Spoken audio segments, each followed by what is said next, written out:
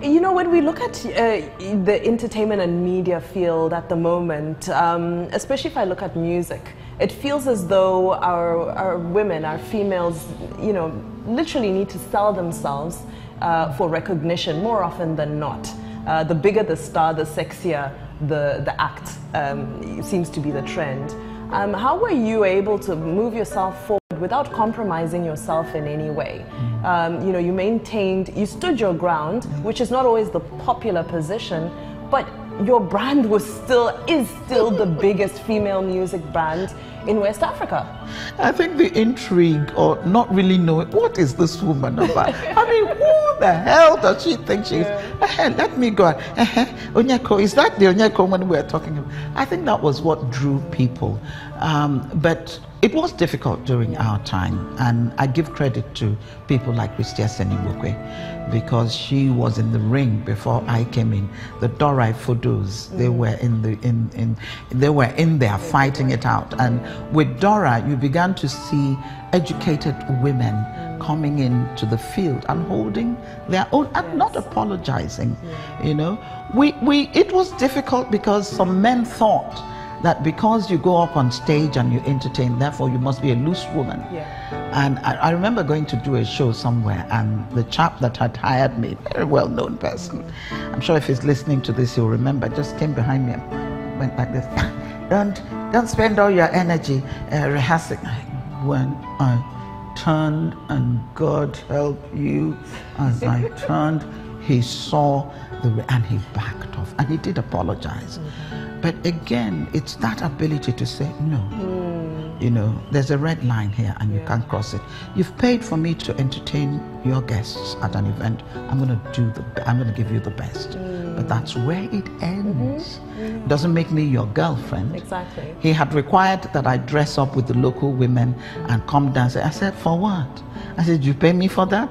Okay, let me tell you what I'll charge for that. But just come in. If you can pay that, you know, then I'll come and do. But that was what we had to face. And those of us that refused to buckle, we were tagged difficult, we were tagged aggressive, all manner of tags. But you are the one to define yourself, really. And if you remain consistent with it, at some point, that respect comes and that appreciation comes. The young women who are in the field today, along with the rest of us, because I haven't left, some of them picked up on what we had done and are following that trend. And I must say that I'm very proud of them. The artistry that Asha brings to her work, my goodness. She's outstanding. I mean, she's outstanding. There's so many of them. I don't want to name one. I'm going to stop there because if I name one and then name the other, you know, I'm their mother. But there are some who feel that they have to sell their body as a sex symbol. That's their decision. I don't condemn them. That's the path they want to go. Okay, but there are many, enough of them, really understand what this game is about. And you know, now that you've said that, I love the fact that you mentioned that, you know, people would tag a woman who, I experienced this, a lot of my colleagues experience it. The moment a woman knows what she wants, what her limits are, and sets it out, immediately she's a diva. Absolutely. Now, how did you handle the discouragement that comes with that? Because, you know, there are some places you walk in and there's whispers and, oh, we heard you'd be a nightmare, or we heard you'd be... Oh, I have that for many years. What's your mechanism of, you know, what was your mechanism of standing up against it and, you know, not compromising, not budging? Remain focused. Be the professional that you should be. If I take on a show, I'm going to get there the day before if it's out of town. I'm going to be traveling on the day of the show because I don't want stories. And I'm going to go out, even if it's one person in the crowd, I will give a show as if the place is filled up with millions of people. So once you are professional, you do your rehearsals, you get ready, you give your best, you put your all into what you do. Over time, people will begin to see you for who you are, a true professional, a person of integrity. And whatever image they have formed because of the stories that they heard, it all goes away. It's tough going. It's not easy because I had to battle the press. I had all kinds of stories written about me. Sometimes I was going out with 4 different men that I didn't even know, and all kinds of. And I did go to court, and I won my cases, and I was awarded money. Did you take each one? Oh, some I took. Some you ignore, but there were some that even my mother said, "If you're not going to court, I am." And I went to court and I won. So once I began to make money, and I said, "Look, the pirates are giving me a hard time out there. So maybe the way I will make money in this." It's from your court cases. So please write some more. Hello, bring it on. I'm ready for you. We're here in conversation with Onyeka and Onwenu. You don't want to miss a beat on this, but we'll be back shortly, so don't move. Well, you know, I think the other thing about our modern times, you know, taking it back a little bit to, you know, our sexuality as women, we've come a long way. You know, it was unheard of, actually in my mother's time, it was unheard of for her to wear a miniskirt in front of certain people or to go to certain places in a miniskirt. And now it's commonplace.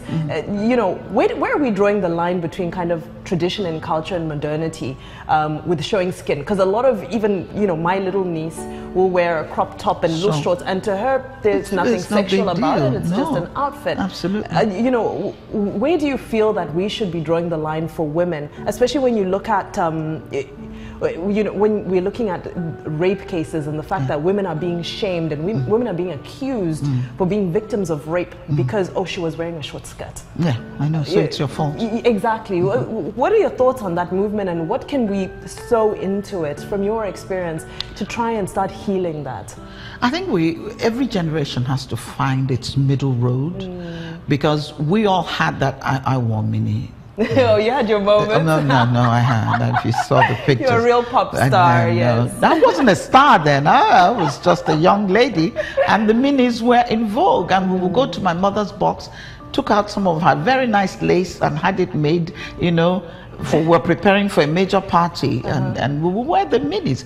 But then you knew where to draw the line. So that's what, there has to be a middle road. Please do indulge and show a bit of skin, but there should be some modesty that is tied to it. You know, I see some pictures these days of what women showing the whole shebang. I mean, there's nothing left to the imagination. You're not attractive that way. You're lewd and it's horrible. But hide a little, and that's the knowing that there is something there, and okay, if I take the time to get to know her, but not just here you are. Find a middle road. I'm not going to be such what's the word that I'm going to be a prude about it. No, I'm not.